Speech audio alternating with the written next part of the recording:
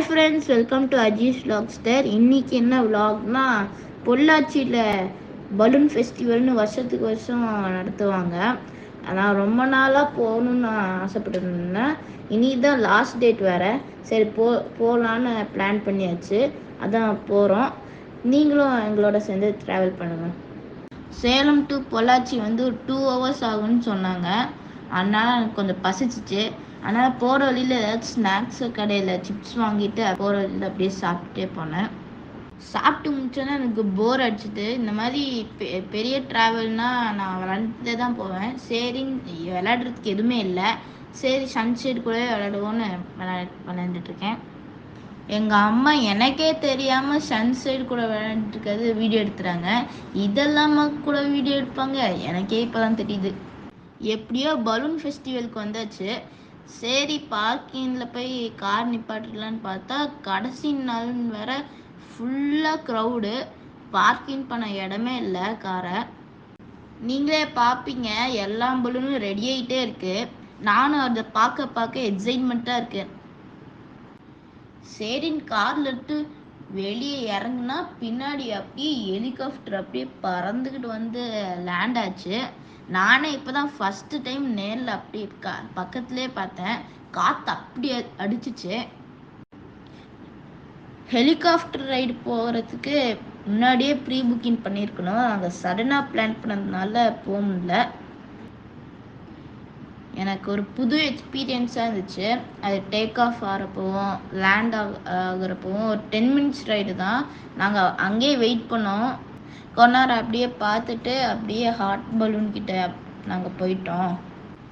சரின்னு போய் பார்த்தா ஒரே க்ரௌடு. நாங்கள் போய் பார்த்தா ஃபுல்லாக க்ரௌடு. நீங்களே பார்ப்பீங்க, லைனாக நின்றுட்டுருக்காங்க.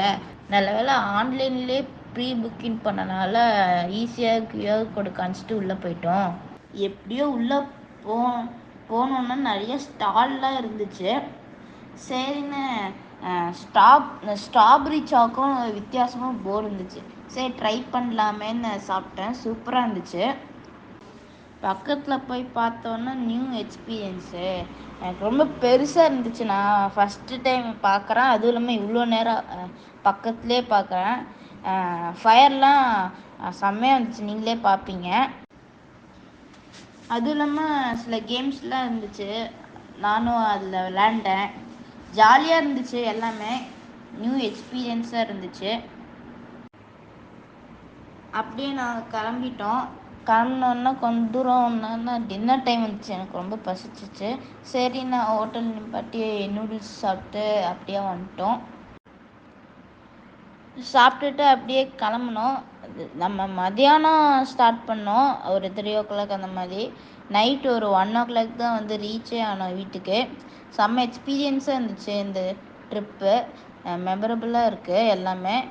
ஹெலிகாப்டரு, ஹாட் பலூனு எல்லாமே எனக்கு ஒரு மெமரபிள். இந்த மாதிரி நிறையா வீடியோஸ் பார்க்கணுன்னா Ajeesh vlogster subscribe and like share பண்ணுங்கள். கண்டிப்பாக உங்கள் ஃபீட்பேக்கை கமெண்ட் செக்ஷனில் சொல்லுங்கள். அப்புறமா என்ன, நான் வழக்கமாக சொல்கிறது தான், what you think you become. Keep smiling, be happy always, be patience, whatever happen, it will change one day. Thank you.